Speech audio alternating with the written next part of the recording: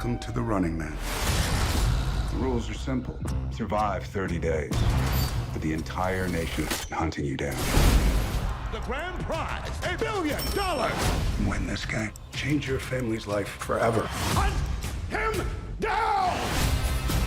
People will sell you out in a heartbeat. What is happening?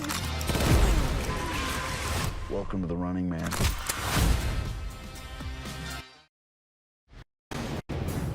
Welcome along to Golazo Match Night. 48 nations. Adam Hunt here in the studio alongside Kai Kamara and Ian Joy. Great to see you guys. Thanks to everyone for joining us live on YouTube as well. Get in your comments and questions for the guys. We'll read the best ones out throughout the show. We have just watched Norway squeeze past Senegal 3-2 in their game in New York, New Jersey in Group I. I'd say it was a good performance, Kai, from Norway, but probably a little bit too close for comfort at the end, wasn't it? Yes, exactly. I mean, you say that it's a good performance for Norway. You could see the energy and the excitement in their faces at the end of that game, but obviously from the other side, definitely not happy with the performance from Senegal. And you can't just turn on the game at the last, 10 minutes left in the game and wanting to expect to have something. But you know, it's good to see some characters from players like Sa, performing the way he did. And somebody that also impressed me in that, it's Ibrahim when he came on from PSG.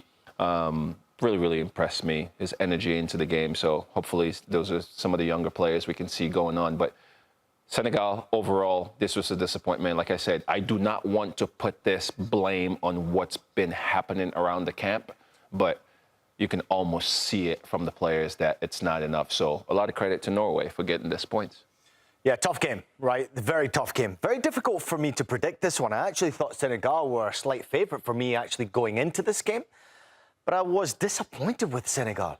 I really was. And as Kai pointed out there, obviously there's been some rumblings that things have gone wrong, and Kai's got some inside information that he shared with us that not all is right inside camp.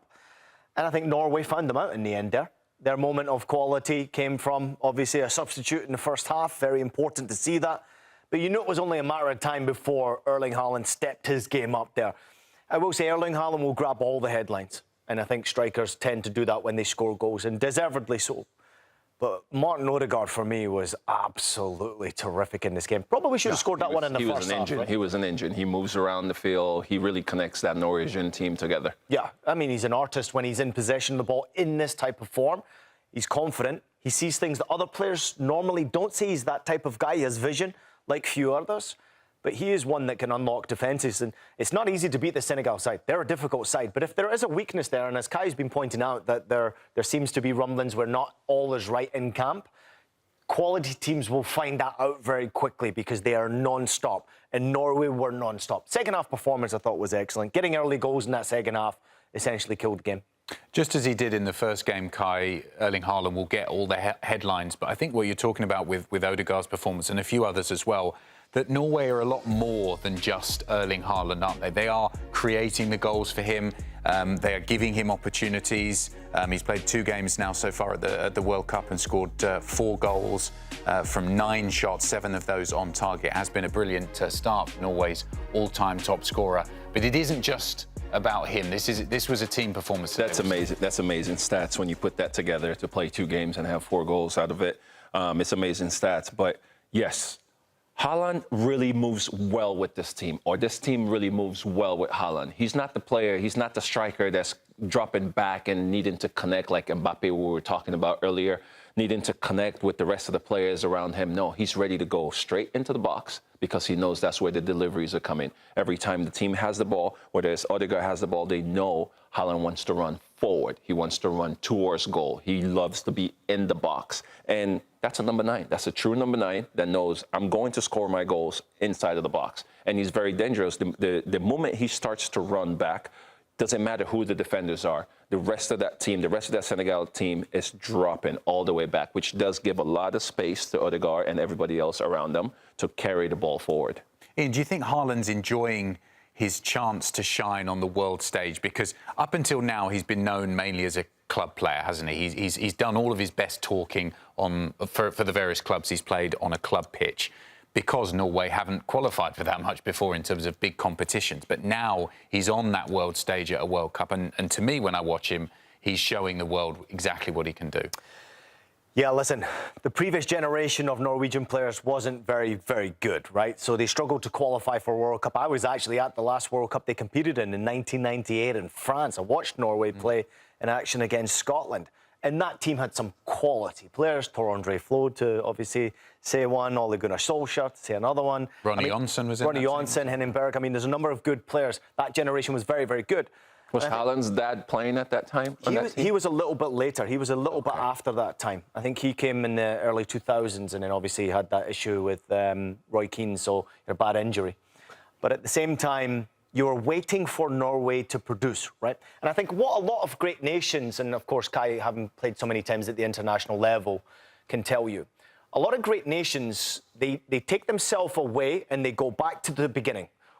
Go to the early stages, go to the youth levels, the 5 to 10-year-olds, the 10 to 15-year-olds, and try to produce a generation of talent. It's very difficult to be able to have a conveyor belt of talent where it's consistently coming decade after decade. Only the big federations are able to do that. But I think what Norway have done perfectly well is they've found generational talents in Odegaard and, of course, in the big man, Erling Haaland. He's scored more goals than he's played games for the national team. So to be able to take those talents and put them on the international stage, now, I could maybe say that because it's an extended World Cup, that's why they're there. But I want to see the best players in the world compete. I want to see Erling Haaland compete at the FIFA World Cup. I want to see Norway compete and their terrific supporters be at the World Cup. That's, to me, what FIFA World Cup's all about. And I would love to see Erling Haaland go on and score more and more goals because it gives Norway a possibility of being a surprise team that can upset teams. I wouldn't want to face them because of the threat they've got going forward. And it's not just Erling Haaland and Odegaard. You've got Sorloth, you've got Oscar Bob, you've got Musa. I mean, they've got talented players that can cause damage to best defences in the FIFA competition. But still got to produce. It's really good and it's really special to talk about Haaland in that state because we talk about Mbappe, we talk about Messi, we talk about Ronaldo. And Haaland also was sitting there many years ago watching some of these players and seeing them and saying, wow, look at Ronaldo, look what he's doing, look at Messi, look what he's doing, and now look at what Mbappe is doing, and now Haaland's like, you know what, yeah, it's my turn, you know, like they say, hey, hold my drink, it's my turn to go out there and see what I can do. So it's really, really good to see him. He plays with such good energy, such, you know, positivity, and he could have had another goal. Hit the post. Shouldn't have hit the post. You know, that would have been good. But for Haaland, I really see this team. They've built, like when you talk about the Norwegian like federation and the system and everything they've done, for me, I see them that they built a team around Haaland. And he's not frustrated about what's happening. And you don't see Odegaard frustrated about what's happening. They know exactly how they want to play. They stay compact. They stay behind the ball. Haaland is not used to that. He's at Manchester City. He's staying high. He's not defending as much. But he's coming all the way back to 35 yards inside their own box and defending there. But when they do get the ball, he knows directions where to go to goal. It continues the intriguing race for the Golden Boot at this year's World Cup. Haaland adding another 2 goals to his account. If you were to make a bet, Ian, I know you're a betting man, between the big 3, and someone else might come up on the outside and challenge them, but we've got Erling Haaland, Lionel Messi and Kylian Mbappe. Who's going to finish at the top scorer of this World Cup? You didn't even throw the Englishman in there, right? Well, Harry Kane, yeah, I forgot about him. So Harry Kane's still to come. How dare I? He's still got an opportunity. Kylian Mbappe, for me, will win the Golden Boot. Lionel Messi scoring incredible goals very quickly.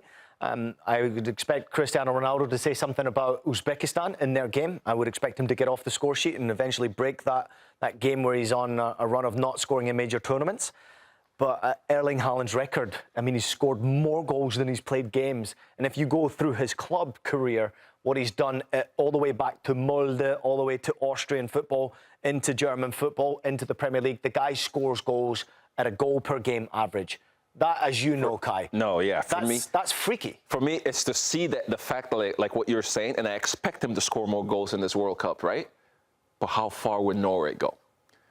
If he's going to win the Golden Boot, I know it's before the quarterfinals and the finals, he can get all those goals. But if Norway doesn't go as far and he gets to sit there and watch the rest of, so let's say he wins the Golden Boot and he has to sit there and watch the rest of the guy goes, I don't think he's going to be happy about that. I'm intrigued, though, the next game against France. That's going to be a big one because you've got Mbappe going up against Erling Haaland. Do they both need to play this game? And certainly Erling Haaland will need to. Will Kylian Mbappe want to play this game? Will they rotate? Will it be obviously preparation for the knockout stages for France? I think you'll start to find out where the bracket sits. But this was a big win for Norwegian football, full stop. Fabulous to see. They're producing some talented players. And I don't think any nation wants to face them because they do have world-class talent in their ranks. And their fans deserve it. I mean, when you travel with fans like that, and you can see around the subways, which is not far away from here. Do we have to do that together? Are we in the right timing here? I can't do this because Adam is going to say I have jumped another ship to have fans from someone else. You said it, not me. This does seem to be so far a World Cup for strikers as a striker yourself, and still a current player. You're saying you're still hoping to find another club and to continue your playing career. No. We're done. You're officially retired. We're you announcing We're it here? officially done. We're done. We are done. You heard it here first. Not from him. Not from me. I still believe in you. You can do it. He can do it. As a striker, how much would you like to be playing at this World Cup and scoring goals? Well, if that's what you were going to say, then I'm offering you a way back. Yeah, I should have waited. It was a dream. I'm not going to lie. It was a dream. It was a dream. That's why I came back from retirement to join my national team, because of the extra spot that African teams had now to come into the tournament. And we were close. It was a dream because I looked at it as, hey, listen, I moved to America at the age of 16. I grew up here. I played my whole career here. I mean, what would it mean to finally hang up the boots and play at the 2026 World Cup? I mean, it was a dream. But I'm jealous of these guys, but I'm also really, really happy to see football at the best stage, and these strikers doing what they're doing. I was at the England training ground and watching Harry Kane and just standing there and watching a player train on fields that I used to play on at Swope Park in Kansas City, and I'm looking at one of the best strikers in the world still on those fields. So it was really nice. He was probably thinking the same about you. I get to play on the pitch. He had that big of an influence when he was at Stoke City. Big Kano knew exactly who he was. I had a Harry Kane story, which I'm waiting to talk to him about. That I stayed in his flat in Norwich when I moved to Norwich. No way. There we go. Time for a short break here on Golazo Match Night, 48 Nations. Stay with us. We've got plenty more coming up for you after the break. At the start of every year, I find myself wondering again, constantly questioning life's mysteries. Could I make it in the UFC octagon? When Jeff Probst asks survivors, ready? Do they ever want to say no? Has Dexter ever considered meditation? Will Beth and Rip make it last on the new series Dutton Ranch? If not, Rip, call me. Stream new series and returning favorites, plus huge events. It's going to be the biggest year yet. Welcome to the Running Man. The rules are simple. Survive 30 days. But the entire nation is hunting you down. The grand prize, $1 billion. Win this game. Change your family's life forever. Hunt him down! People will sell you out in a heartbeat. What is happening? Welcome to the Running Man. I'm back. I'm really back. Why am I here? I'm not dead, right? Disruption on this campus will not be tolerated. If I look crazy, it's because that's how I feel. I don't know how to live in two worlds. There are others, but they're not like us. We need to get out of here now.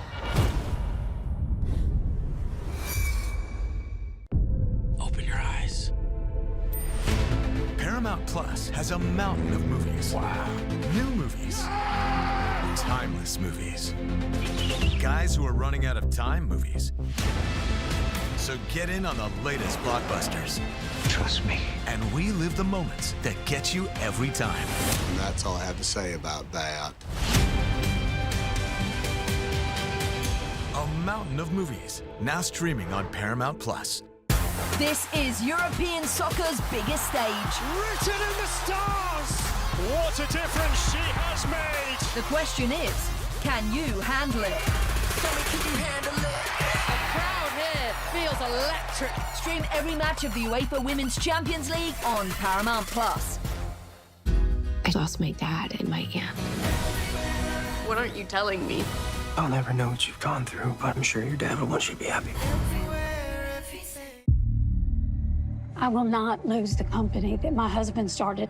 I want success. Get it for me. This business will bleed you dry.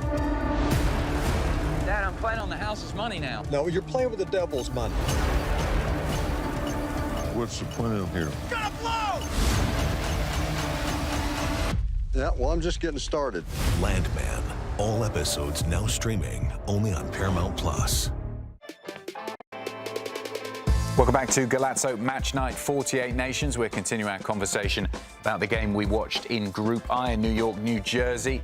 Norway holding on to beat Senegal 3-2. Kai, we did see a much better final, 10 or 15 minutes from Senegal, but ultimately far too little too late from this team, because when you show up at a World Cup and some pretty low ratings, I mean, Koulibaly had a bit of a horror show at the back, didn't he, there, eventually getting substituted. You've got to be on your game right from the start, especially against a team like Norway. Yeah, I don't think they were up for it again today. Like I said, keep saying it over and over. You know, the message that came from coach to say, oh, we're going to die for Africa. That's not what we saw most of the game. You know, if we saw that, that was only like the last 10 minutes of the game for us, you know, for Senegal to get 2 goals from the game. But it's just not the Senegal that we expected to, you know, to be at this World Cup. Like Ian was saying here, Senegal and Morocco, yes, Egypt is also some teams that we can talk about. But Senegal, from the performances that we've been seeing from them recently and the hype that the team is really carrying around the continent is so much bigger than the performance that they gave today. Yeah. And we don't expect to see, I mean, I don't expect to see any more going into the next game now, because these were the games that they were supposed to perform. Yes, the game against France is a really, really big game. Why do you think that is, though, Kai? Why do you think we're not seeing the real Senegal here? Again, I don't want to have to put all this focus on what's happening outside of the field, because, listen, I've played in Africa. I've played for federations that was not structured well. You know, poor, as you say, poor preparation is going to lead to poor performances, and those things are going to continuously happen. So when those kind of things are coming in the media recently to say the players are not nutritioning right, you know, the players don't have their salaries, their bonuses, and the head coach doesn't have that. Those are things that we really have to take a look at and say, okay, these guys are not focused. They're not focused on what's in hand, what they're supposed to be doing. And there's going to be a lot lost because we don't know when next they're going to be at the next World Cup, or if Mane is going to play at next World Cup, or Koulibaly is going to play at next World Cup because of the age. So we don't expect to see that. But the excitement that I saw from this game, like I said, Ibrahim Mbaye, definitely exciting player, 18 years old from Paris Saint-Germain. It's good to see people like that ready to impact something on this team. We said before the game, didn't we, that it was going to be an important performance from both Mane and Koulibaly, 2 of the more experienced players, and they're playing at the top level, aren't they? But neither of them played well, Ian. And I think if Senegal are going to try to drag their way back into this, and they're going to look back at these 2 performances so far, and they didn't really get enough out of their big-name players, have they? No, and you can also throw Mendy into that category as well, albeit he made 3 good saves in the first half, taken off in the second half, and disappointing in the second half, especially the way they started the game, made multiple mistakes. Errors cost them along the defensive line. Koulibaly in that second period also. But there were some OK performances, Koulibaly not being one of them in that second half. I thought he let himself down badly and then obviously got substituted as well. Well, basically, SofaScore here is saying he couldn't have done any worse in terms of defending, and he's a defender. Yeah, I mean, of course, when they score 3 goals against you and how quickly they do so, then that's what SofaScore is going to say. But listen, Senegal are a team that, OK, solid defensively, that spine with Koulibaly, Mendy in front. If they don't perform well, it's very difficult, right? Niakate alongside Koulibaly, I thought was OK. He was one of the better defenders. Offensively is what concerns me. Ismaila Sarr actually played pretty well, got himself a couple of goals in this game. Mane I didn't think was bad, but not influential enough. Nico Jackson was poor for me. And that's a big disappointment. I've watched this guy sit on the bench for Bayern Munich pretty much the whole season, and when he's come off the bench, he has had a real determination about him, trying to be a real impact and a real problem for the defenses in the Bundesliga. And I was just thinking, this is perfect for Senegal because he's not playing every game. He's going into a World Cup fresh, and healthy. I couldn't be more disappointed with his performances. In front of goal, missing opportunities, doesn't look like he's really connected with the ball and struggling. But you can say that differently too, sorry, because you say he's not playing many games, he's fresh. Right. When we can look at these players now and say, okay, you're not playing many games, which means you're really rusty because you haven't been playing games. Especially as a striker. Right. Yeah. We've had a couple of good comments in on YouTube. Keep them coming in. We'll read them out. One on the screen there. If Senegal wins a lot against Iraq, then they can be lucky to qualify in third. And the previous comment was about the fact that the coach, Pap Chow, is leaving some of the players that maybe the fans feel should be doing a better job on the bench. Does a finger of blame need to be pointed at the way that Pap Chow has set up this team? For me, I don't think so. I think since the moment that Chow came on this team, you can see the players want to play for him. The players are all buy-in together, and he puts the right players on the team. Yeah, here we go. The Senegal coach is the problem. He has better players on the bench, but keeps on insisting to play Mane and Koulibaly. I don't know how you drop them. How do you drop them? Because, no, you can't drop these guys. These guys are the leaders. These guys are the backbone of this team. They get this team going forward. Some of the best players in African football as well. Right. So today, poor performance from Koulibaly, like you're saying. But again, you're playing against, Aaron Haaland, who's one of the best strikers in the world. So, but we expect more. We expect more from these guys, and maybe substitutions can be a little bit better from Tao, how he's going to make his substitutions. Started poorly in the second half, right? You concede so quickly. You're up against a mountain then trying to get back into the game. Sarr pulls them back into it, makes it 2-1. It then gets interesting. If you look at the statistics, they had more chances in that second half. They took 10 shots in the second half. Not enough quality and efficiency when the chances arose in front of goal. If you don't take your chances, you don't deserve to win football games. And Norway took their chances, right? They took twice as many shots as Norway did in that second half, Adam. Salah could have had that last one, too, with that header. Right. He could have put that header down. Oh, man. Got to score if you want to go through, that's for sure. And you have to say that the fixtures have been unkind. I mean, it's a very difficult start. France and then Norway to begin the 2026 World Cup campaign. Can they turn it around against Iraq? We'll have to wait and see. Time for a short break here on Golazo Match Night 48 Nations. We've got plenty more coming up for you in a couple of minutes after this short break. At the start of every year, I find myself wondering again, constantly questioning life's mysteries. Could I make it in the UFC octagon? When Jeff Probst asks survivors, ready? Do they ever want to say no? Has Dexter ever considered meditation? Will Beth and Rip make it last on the new series Dutton Rank? If not, Rip, call me. Stream new series and returning favorites, plus huge events. It's going to be the biggest year yet. Welcome to the Running Man. The rules are simple. Survive 30 days. But the entire nation is hunting you down. The grand prize, $1 billion. Win this game. Change your family's life forever. Hunt him down! People will sell you out in a heartbeat. What is happening? Welcome to the Running Man. I'm back. I'm really back. Why am I here? I'm not dead, right? Disruption on this campus will not be tolerated. If I look crazy, it's because that's how I feel. I don't know how to live in two worlds. There are others. They're not like us. We need to get out of here now. Open your eyes. Paramount Plus has a mountain of movies. Wow. New movies. Timeless movies. Guys who are running out of time movies. So get in on the latest blockbusters. Trust me. And relive the moments that get you every time. And that's all I have to say about that. A mountain of movies, now streaming on Paramount Plus. This is European soccer's biggest stage. Written in the stars! What a difference she has made! The question is, can you handle it? Can you handle it? The crowd here feels electric. Stream every match of the UEFA Women's Champions League on Paramount Plus. I lost my dad in my aunt. What aren't you telling me? I'll never know what you've gone through, but I'm sure your dad will want you to be happy. I will not lose the company that my husband started. I want success. Get it for me. This business will bleed you dry. Dad, I'm playing on the house's money now. No, you're playing with the devil's money. What's the plan here? Gonna blow! Yeah, well, I'm just getting started. Landman. All episodes now streaming only on Paramount Plus.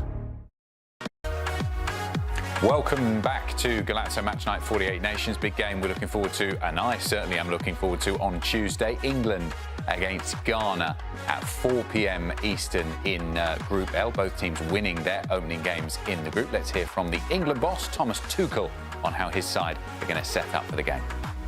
Declan just mentioned one of the threats is the counter-attack, because Ghana plays with a lot of physicality. They play with a lot of speed, individual quality.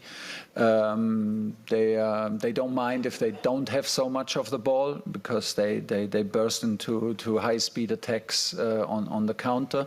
They play very direct when they're on the ball. They're not shy to use long balls. They bring 4 or 5 players into the attack. So, yeah, it's a different approach, than the last match, but that's the beauty of it. I mean, we play World Cup, we play now different cultures, different national teams, and different approaches to the match, and it's on us to adapt and to bring our strengths and be respectful enough to adapt to the strengths of our opponent and make it a top performance from us, because that's what we need if we want to win. And this is how the group stands after one game each. England leading the way by virtue of goal difference after a 4-2 win over Croatia. They're on 3 points, and Ghana alongside them on 3 points, just a +1 goal difference after a 1-0 win for them against Panama and Croatia. Both of those two teams on 0 points. Kai, what do you think about Thomas Tuchel's assessment of the way that Ghana will come into this game, and what kind of a different approach they will bring from what England saw against Croatia? I just hear him talking about the athleticism of Ghana right there. You know, how fast the game is going to go, how physical the game is. Direct the game is going to go. But I think England's got a good team to match up to that. Because, again, most of the players playing in England, most of the players are used to this physicality. The speed of the game in the Premier League is top. So I hope and I think that they're ready to match up with these guys. Yeah. Do you agree? Yeah, listen, I do. I mean, England are one of the teams to beat in this competition. I think they have an excellent group, an excellent coach as well, who can do a great job. And clearly the players are responding very quickly to what he wants and demands from this team. And he is a demanding coach. Obviously, if you look at what they did do in the first game against Croatia, there was only Germany who took more shots than England in that match day one across the whole of the World Cup, right? And that was 11 shots against a great Croatia side. They were determined. They want to go forward. They want to try and attack. They want to try and score goals. Ghana disappointed me in their first game, so you never quite know what to expect. Even though they got the win, and it was a very good win, I still think that Ghana have a lot more to offer than what they showed in that first game against Panama. And England have to be careful of that, because I think they're unpredictable, this Ghana side. They can turn up and be very dangerous. They can be very quick. They can take a chance in front of goal and be 1-0 up very quickly. And then England will find out a lot about their team and how good Thomas Tuchel is. Tommy Tickle. Got to worry about Tommy Tickle reaching that. When most people looked at this group when it was drawn and said that the difficult game for England was going to be that first one against Croatia. But is there a chance, Kai, that Ghana can be the ones that spring a surprise on England? I don't see it happening, but it could. Because, again, this is a tournament that's been of surprise. You know, we look at Cape Verde and we can look at, other results that we've seen. But I do not see that happen, because the way England is set up, the players that England has right now playing on this team, and I think the pressure on the English national team is different from the pressures that we've heard over the past years and the past tournament. So for me, I see that calmness around these players, and they're ready, to play this one. You look at Harry Kane. Harry Kane obviously wanted to play more Champions League football, and it's so good that he's been doing that for the past couple of years to get himself ready for a big tournament like this. So it does help his team to take off some of that pressure off everyone. From that performance in the first game against Croatia, Ian, Harry Kane scoring the 2 goals, did you see, because I certainly did, a sense, almost an urgency from him that this is his chance to prove himself at the world stage and get England finally to what we've all desired since 1966 and win the trophy. They've been so close in both the World Cups and the Euros. He has that sense that this is his time to do it. Well, he's playing on another level right now. Consider the amount of goals that he's scored in German football since he's arrived there. And I think it's very important to not underestimate how important that move to Germany was. Because now he's got the feeling, the sense of winning a trophy, success. It brings a desire and a hunger, as you know, right? Yeah, when you get hands on trophy, you can't wait to get that feeling again. Sure, he wants to do that for England, right? And of course, the goals he scored it should be celebrated. The highest goal scorer in the national team history. He will have a sir in front of his name at some point for what he's done for the game, but also what he's done off the field as well. He's a terrific human being. Learned German very quickly, and I think that showed a humility, and I think also shows a desire and a hunger for him to be successful in that country. But I think it's been a great move for him. He's played every game. He doesn't have to work as hard as he did do in the Premier League. He's not getting smashed as much as he was in the Premier League. He looks fit. He looks healthy. And now matching Lineker's record in World Cups, he's got a target to beat for the three lions as well. He overtakes Gary Lineker with that next goal. But I just think he is one of the best players right now and most informed strikers we have at the World Cup. And can you imagine, Kai, he's probably watching Ronaldo missing opportunities, but then Messi banging in 5 goals already, Mbappe notching, Erling Haaland notching. This guy's in the same category. But I actually see him as a more complete striker. Love it. Compared to all the other strikers. You know, we talk about the performances that he's had in Germany. 2 seasons, 36 goals and above, like, it's amazing. Yeah. This is what he wanted. Or we can compare to the Champions League, because let's not just talk about just the league that he's playing in the Bundesliga, but now he's competing with the rest of the other players around the world in the Champions League, and he's performing well over there.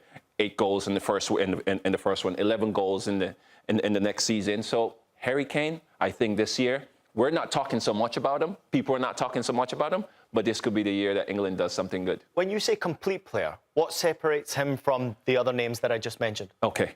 I love the fact, we want our center strikers to be inside the box, be occupying the center backs and all those. That's a center forward like me. But Harry Kane now, he's a player that drops in a little bit, more in the 10 positions, and he can make plays. He gets the ball. He's really comfortable on the ball. He's not like a Haaland. Haaland's not doing much outside of the box. Kylian Mbappe is doing a little bit too much outside of the box, but he's just doing the right things outside the box to get himself back and get the team together. So he's more of a team player also. Love it. And he's not that far behind in terms of the race for all-time goals scored at a World Cup. I think he's on 10 now, so he has scored plenty of... 10 in 12. So a great record for Harry Kane, not just for club, but also for country as well. One of the themes coming into the World Cup was, is there a favourite to win it? There was a feeling that you could pick one of maybe 4 or 5 teams that would have a chance to win that. Ian, do you think that the theme has continued from what we've seen in the couple of group games so far, that it's hard to pick a winner at this early stage? Oh, very difficult with this new format. I mean, we have no idea where England are going to play. Win the group, second the group. I mean, now you're essentially going to get to that 3rd game, and you're going to have to decide whether you finish top of the group or second. Which is the best way to go forward? This is my favourites to win the World Cup. I have England making it to the final. To make you happy, Adam, that's the only reason why I put England in here. Swap them around, just to make it into the final. To win it right now, plus 550. I have France to win it at plus 350. And I have Spain because they're very difficult to beat. It's now, 33 games, I think it is now, undefeated across all international games. It's absolutely insane. So I cannot not go. Is that what you had before it started? So has none of this changed? I don't have... We wouldn't know if anything hasn't changed because, you know... Well, I've said it. No, I've said it. Don't worry. Don't worry. It's out there. We'll look at the tapes. You can look at the tapes. It's always there. And we can roll the tape anytime you want, and I'll tell you exactly how I started there. Mbappe to finish Golden Boot, France to win it, England, I hope you mess it up. But I actually have England making it to the final. Okay. I don't have any other nation outside of UEFA making it to the semi-final. I have only UEFA teams Final 4. I don't have Argentina. Love what Messi's doing for the World Cup right now, but I do not have Argentina making the semi-final. I have, in a game that you might be at, Portugal beating Argentina in the quarter-final and going to a semi-final. Wow. I think Portugal's squad is more complete than what we're seeing from Argentina, who have an individual that's winning them games right now. There we go. Kai, who are your 3 favourites so far? Oh, my 3 favourites, we're going to I think we matched up a little bit in the first one. That's fine. My number one, we're going to have to switch that back around. My number one, it's France. Winning this World Cup. Again, France has a complete team. France has a second team that can also compete in this World Cup, which is just amazing. We've all seen it. We've all seen their performance. And England, again, as I said, I grew up an England supporter. Everyone has been dreaming for football to come home, but I think now with less pressure. England supporter? Yeah. Everyone has been dreaming. I was born in Sierra Leone. I was born in Sierra Leone, and I grew up there, so that's what we support. I got to get you. That was my first kit that I had as a guy. So, but definitely that. And I think there's less pressure on the team now. There's always been. So I hope that I agree with that. They will feel something like that. USA. Why USA? Because this is America. And why not? Why not? This is the dream. Why not? This is the dream that we do have here, and we believe. And if the U.S. can get out of it, they've already gotten out of the group. U.S. goes to the quarterfinals. Forget it. U.S. is going to the final. Possibility they could face Argentina. We have the support and the whole country. Everyone's going to be behind you at every stadium that you play at, and that's what the U.S. needs, and that's what the players are just believers. The players are believers because the U.S. national team, we're not looking at it as, okay, we're one of the best players in the world. That's not what it is. But believing is what the U.S. national team does have, and everybody works so hard together. A lot needs to go wrong for the USA to win a World Cup, though. For a lot of big nations, they have to mess this up. Well, but I do believe with you that there should be that ability to believe. And I mean, Pochettino believes, so why shouldn't we believe? And the performance in the first game was exceptional. So I am actually starting to think the USA can go deep. But again, I go back to it. I only have UEFA nations in the final four. And I think it will be England against France in the final. OK, well, we'll have to wait and see what happens as the World Cup continues over the next few weeks. Time for a short break here on Golazo Match Night 48 Nations. We've got plenty more coming up for you in a couple of minutes. You want? At the start of every year, I find myself wondering again, constantly questioning life's mysteries. Could I make it in the UFC octagon? When Jeff Probst asks survivors, ready? Do they ever want to say no? Has Dexter ever considered meditation? Will Beth and Rip make it last on the new series Dutton Ranch? If not, Rip, call me. Stream new series and returning favorites, plus huge events. It's going to be the biggest year yet. Welcome to the Running Man. The rules are simple. Survive 30 days. With the entire nation hunting you down. The grand prize, $1 billion!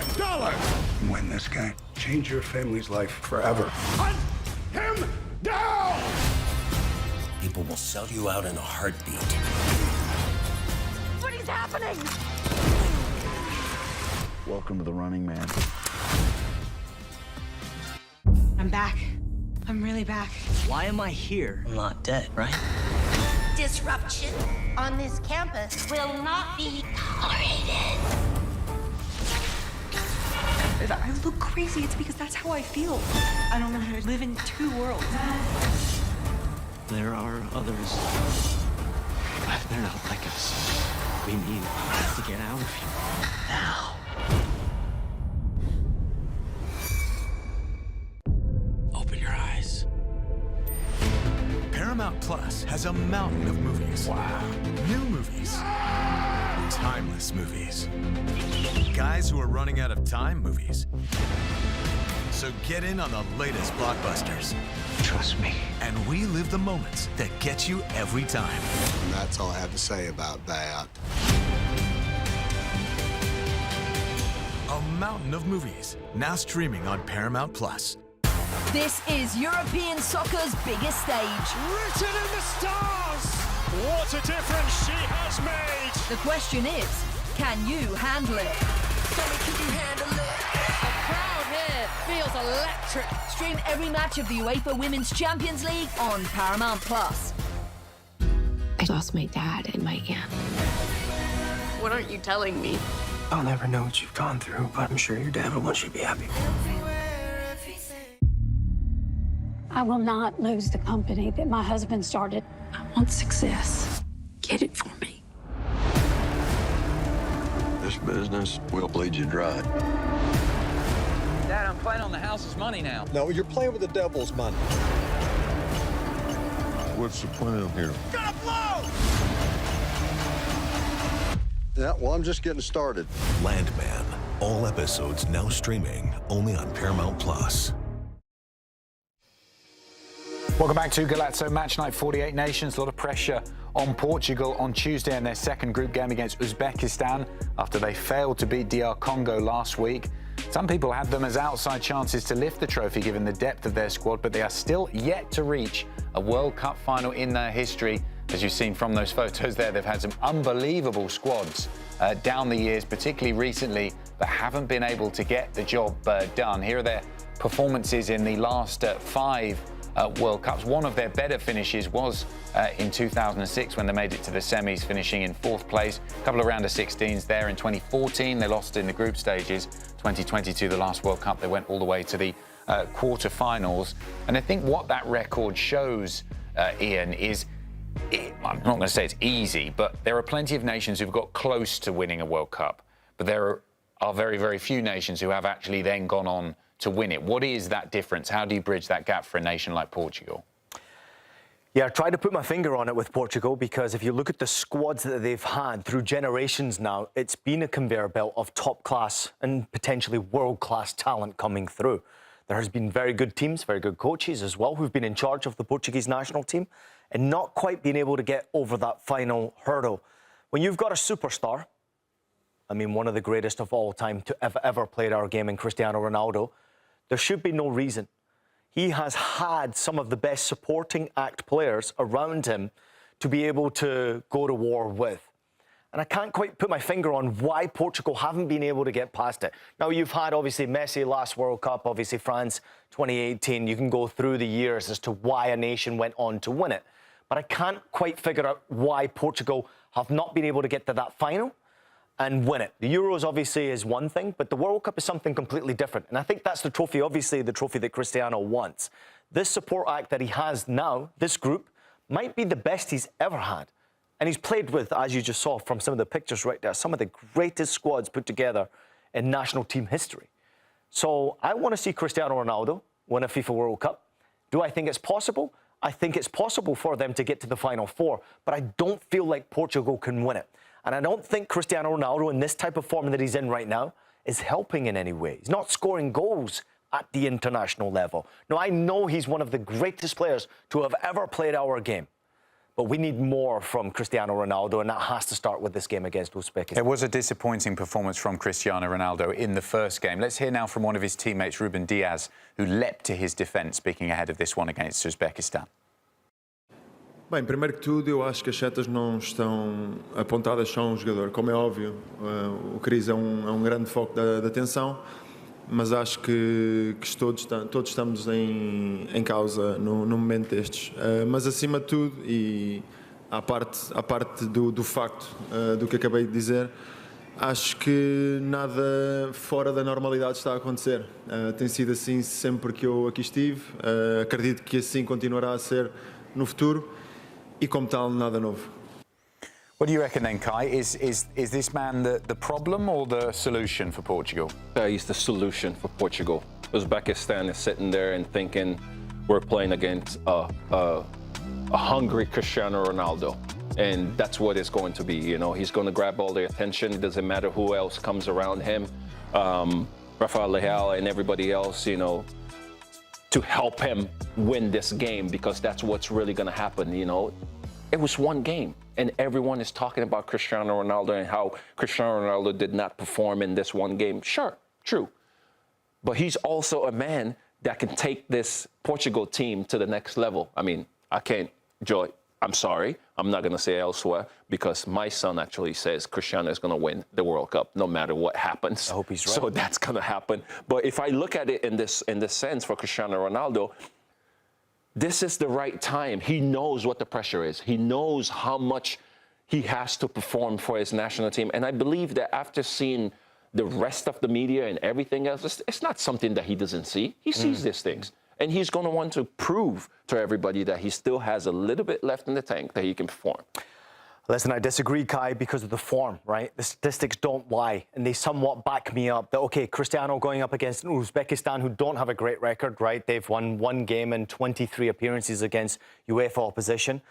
They're at a World Cup, which is wonderful to see, and they're a dangerous team. They do have a very good defender in Kusanov, and of course they've got some attacking players to worry about in Shmuradov. However, Cristiano Ronaldo cannot do this alone. I don't think he's at the age to be able to do it alone. I don't think his form is good enough to be able to do it alone. His statistics at major competitions, in the last 10 games, it's 33 shots, 11 on target, 0 goals. Excluding penalty kicks, he's gone 13 appearances at major tournaments without notching a goal. That's a problem for Portugal. That's a problem for Martinez. That's also a problem for Cristiano Ronaldo, which is why we're talking about him so much. I love Cristiano. You know, I'm a huge Manchester United fan. I watched this kid play. I was lucky enough to play against him at one point when he was at Sporting. And he was already unbelievable back then. He's been one of the greatest players of all time. But to be the greatest of all time, you have to do it at the FIFA World Cup as far as I'm concerned. Pelé did it. Messi's doing it. Maradona did it. Ronaldo has to be able to do it. The one thing that concerns me about the last game in his performance, he touched the ball 25 times in that game. That's the fewest he's ever touched in a game that he's gone 90 minutes when he's played. It's concerning to me. And it's now pressure on Roberto Martinez to be able to get it right. So are you saying we can't compare him to be one of the greatest of all time if he doesn't win a World Cup? He needs to win a World Cup if he wants to be considered the greatest of all time. He is, of course, one of the greatest to have ever played the game. Right. There's no doubt about it. Scored the most international goals. How can we ever debate that? He is a fabulous player. What he did for Manchester United, exceptional. Real Madrid, even more so. Yeah. But I do believe if you want to be the best of all time, you do have to win the FIFA World Cup. Messi's done it, Maradona's done it, Pele's done it. Some of the best who have ever been considered. If they don't do it, Kai, if Portugal don't lift the World Cup, how much will be this guy behind us to blame, Roberto Martinez? Because he's an experienced coach, he's well respected for his tactical ability. Something has to point to him if they don't get it done, surely, with this team and this squad. Well, it's always like that, right? When the team doesn't win, it's blamed on the coach. When the team wins, the players get the glory. So for me, I cannot say we're going to blame everything on Roberto Martinez for saying this.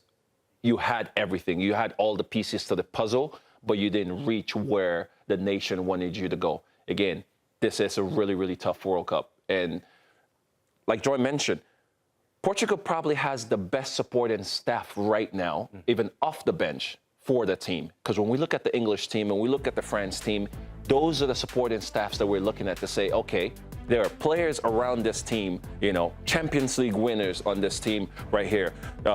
Mendes, Vitinha. We picked an 11 there without Ronaldo. This is potentially how they could line up, obviously Ramos up top. And that doesn't look bad. No. And I don't think Cristiano Ronaldo will sit there if I was the coach and give him this lineup. Yes, he can be upset. I've been upset before when the coach says, Kai, I'm going to put you out. I want to play. But guess what? It's okay if you start with that, even though I'm sitting there thinking, no, I'm going to get my chance. I'm going to get back on that field. I'm going to do something. But like I said, this is the game against Uzbekistan. We just watched Mbappe play against Iraq.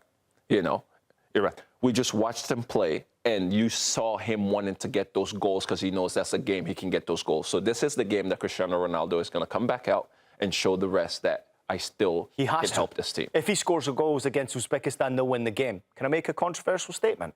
Another one. Another. 2. This guy's going at the end of this tournament. What about Cristiano Ronaldo taking over as head coach of Portugal when they host a World Cup in 4 years' time? Is that a possibility?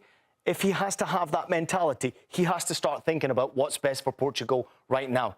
If he plays and scores goals, then great. But he has Cristiano to be Ronaldo as a coach. He has to be. You don't think the players are listening to Cristiano Ronaldo right now? But you think you can see Cristiano Ronaldo coaching? I'll be very surprised if he's not the coach in 4 years' time. How well did Maradona do as a coach?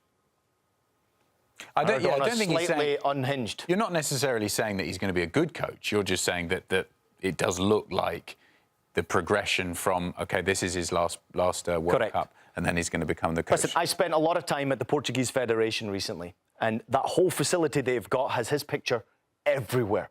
What Ronaldo says, Ronaldo gets. If he wants to play, he'll play. Yes, but at the same time, he still has to think what's best for Portugal. Yes, that's fine. That's fine. This is the present day of him playing and him having the effect that he does have on the team now. But I don't want to go that far along, do not see him being the head and the coach for this nation, for Portugal, going forward. Even if he doesn't win the World Cup and try to say, listen, this might be my way to come win the World Cup. Because if he does say that, that's where he's going to lose it, because it's going to be about him again and not about the team if he comes back around. Let's not even talk about that. That's why I'm making my point, though. That's why I'm making my point. Okay. I think that, honestly... Right. We need to go to break. He's coaching now. He's at the World Cup. We're trying to give him a new job. Time for a short break here on Golazo Match Night 48 Nations. We'll see you in a couple of minutes.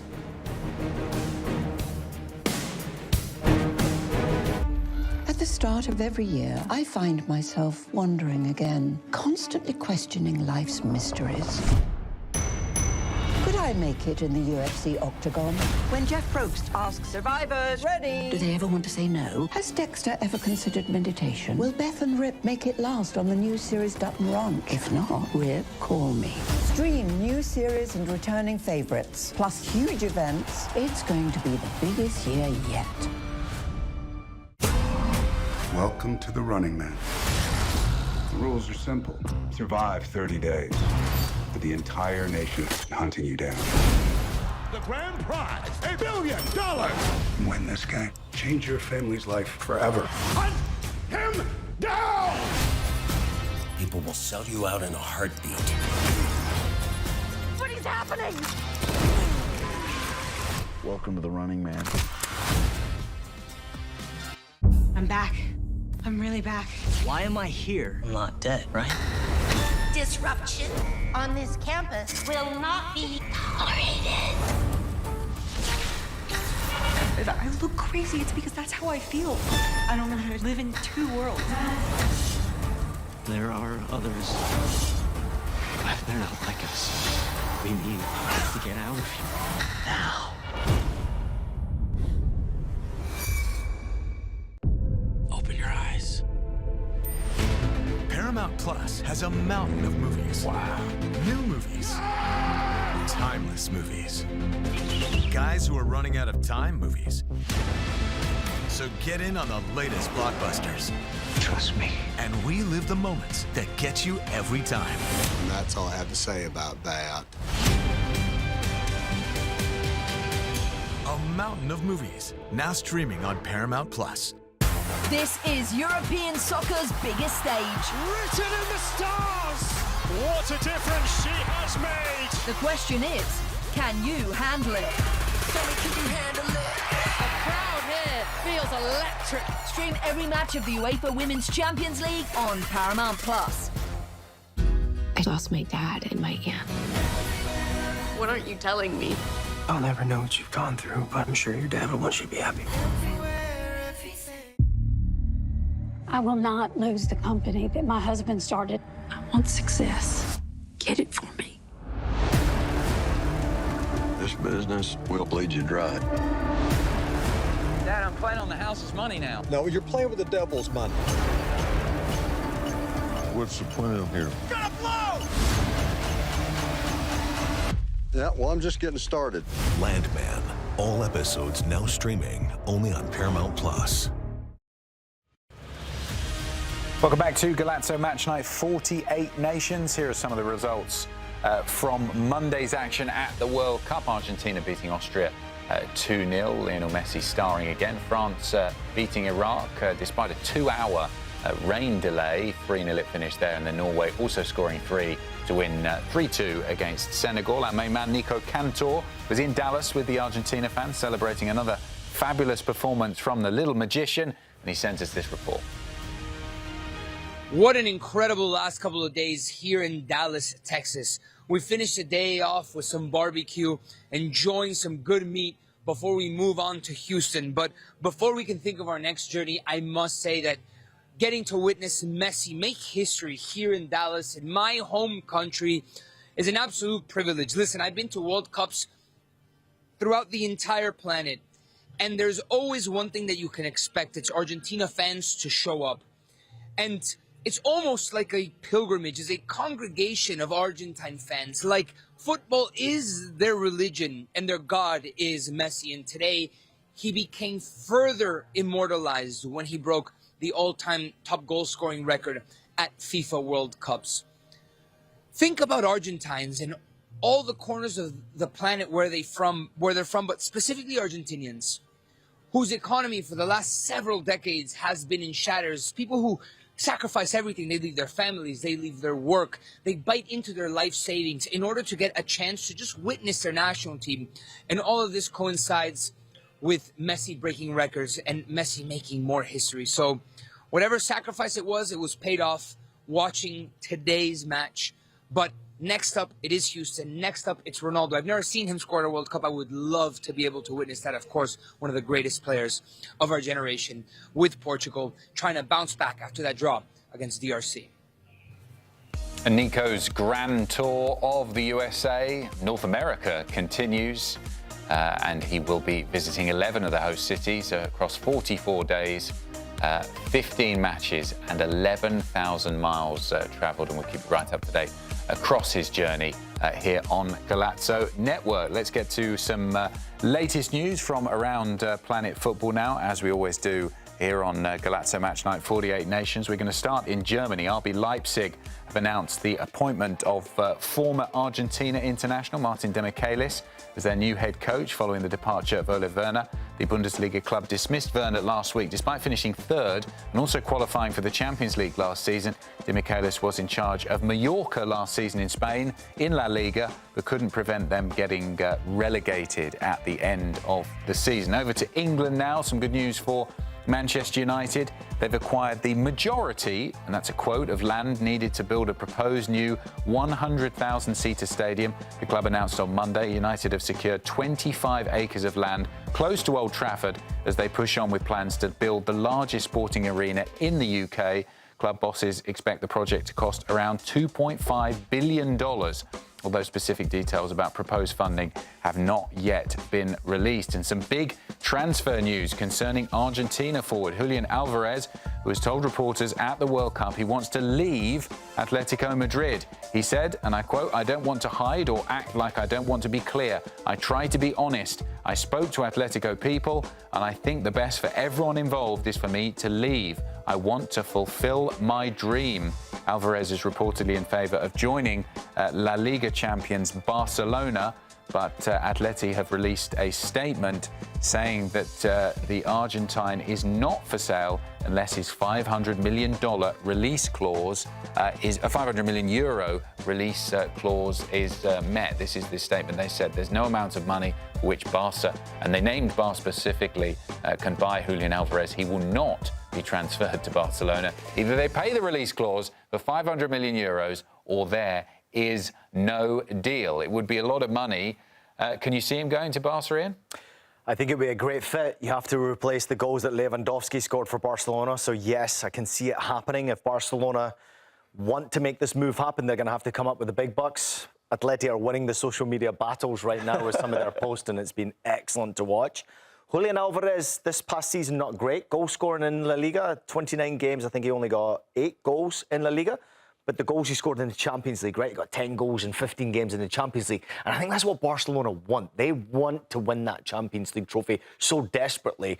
He helps them get a step closer because Lewandowski, Ferran Torres, whoever else was scoring goals outside of Lamine Yamal at Barcelona, it wasn't quite good enough. I know they got 95 goals in the Liga, but we need to see Barca competing for that Champions League. No, it's great. It's great. But that number is... it's out of this world. How do you get? How many Kai Kamaras could you have for that? I'm not talking Kai Kamara here. I was going to bring Harry Kane into this. Would you pay? Would you pay $500 million for Harry Kane? I wouldn't pay $500 million for Harry Kane at his age. No, I wouldn't pay it for Julian Alvarez because he doesn't score enough goals. He got 36 goals in 100 games at Manchester City. There's no guarantees that he scores goals at Barca. So that's what I'm saying. Yes, great player, but again, I know it's just it's game playing, and Atletico Madrid is sitting there saying, "Listen, we're not just looking to give you a player to make you better because look, you just won the league, and us giving you this player because that's his desire or his dreams, even though he hasn't stated that to say." Barcelona is the team that I want to go to, but everybody knows that's the team that he's looking to go to. So it's good that they put that, put that clause in this contract at $500 million. And they don't need to sell. They got money, Atleti. They don't need to sell. It's going to be a hell of a saga. We'll keep you right up to date across our network as it continues, surely over the next few weeks. Now, normally on Scoreline, we give you Golazo of the day. Today, we're going to show you Fan of the Day from the World Cup. And of course, we have to go to the Tarn Army, enjoying themselves. They've gone to a Miami Marlins baseball game, just like they did. They went to see the Red Sox, didn't they? Just colonising MLB stadiums. It's great to see this, isn't it, Ian? Yeah, listen, I was a part of this, obviously, when it came to what happened in Boston. Went to the first game against Haiti. Got a very lucky win, actually, in that game, but the fans stole the show. And I think, basically, fans across all nations are stealing the World Cup. And I think, actually, this is such a beautiful thing. Yes. Because a lot of American sports fans now are starting to be turned on to soccer, our game, because of these supporters. They're getting entertained. Social media is being grabbed by what every single supporter section is doing. And the Scottish fans right now are absolutely loving life. They absolutely stole the show in Boston. It's a little different in Miami, though. Love it in Scotland, though. But this is great. This is great. I mean, people always ask, at your stadium, do you guys hear us singing? Do you hear us chanting? Obviously, yes, it's a blur. We don't hear much. But to see this at a baseball game, to see this, that we're injecting some of this soccer, I'm going to call it. I'm sorry, guys. No, you're fine. Some of this soccer energy into other sports inside of America. You see so much on social media right now. Everybody's falling in love with the World Cup. Say, oh, I just wanted to watch the USA play. Now I'm watching Cape Verde play. Now I'm watching Haiti play. Now I'm watching Scotland play. So. Well, these MLB stadiums got to make the most of it because they're only going to be there for another few days. I haven't seen the English fans. They're getting hot dogs at that stadium. Let's have a quick look, shall we, of what we've got to look forward to across our network on Tuesday. Continuing coverage throughout the day. We'll get you up at 10 a.m. Eastern. Hopefully you're up before then, unless you're having a lie-in. But morning footy is with you from 10 a.m. Then after that, match day begins at 3 p.m. Eastern. And then they've got reaction to some of the early games at 6 p.m. Eastern. We'll be back with match night. It's going to be a late one, 9 p.m. Eastern for that. And then we'll have the Scoreline wrapping up the full day with you at midnight Eastern. Thanks so much, guys, for joining us here on Golazo Match Night 48 Nations. Interesting stuff as always. And we will see you very soon across the Golazo Network. At the start of every year, I find myself wondering again, constantly questioning life's mysteries. Could I make it in the UFC octagon? When Jeff Probst asks survivors, ready? Do they ever want to say no? Has Dexter ever considered meditation? Will Beth and Rip make it last on the new series Dutton Ranch? If not, Rip, call me. Stream new series and returning favorites, plus huge events. It's going to be the biggest year yet. Welcome to the Running Man. The rules are simple. Survive 30 days. But the entire nation is hunting you down. The grand prize, $1 billion.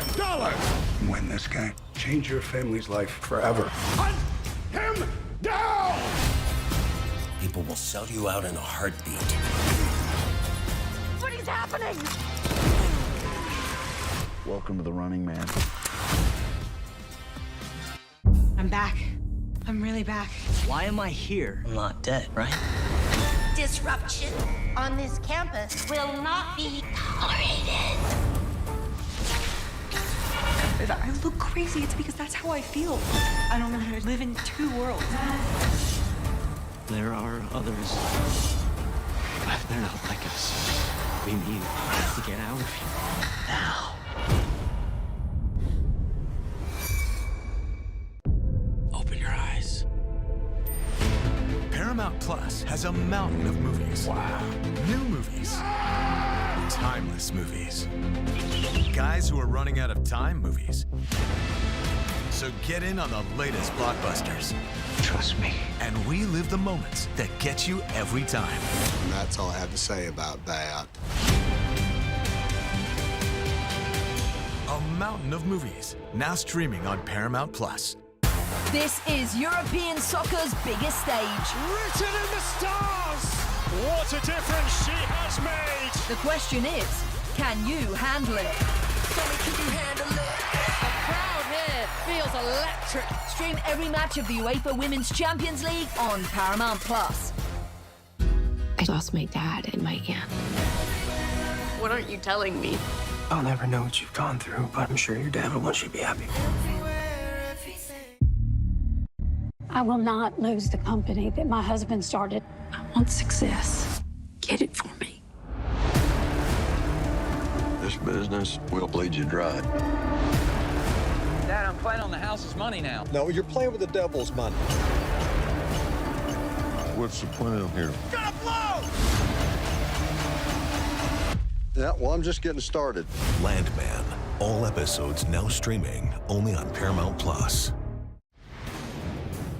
Welcome along to Golazo Match Night 48 Nations. Adam Hunt here in the studio alongside Kai Kamara and Ian Joy. Great to see you guys. Thanks to everyone for joining us live on YouTube as well. Get in your comments and questions for the guys. We'll read the best ones out throughout the show.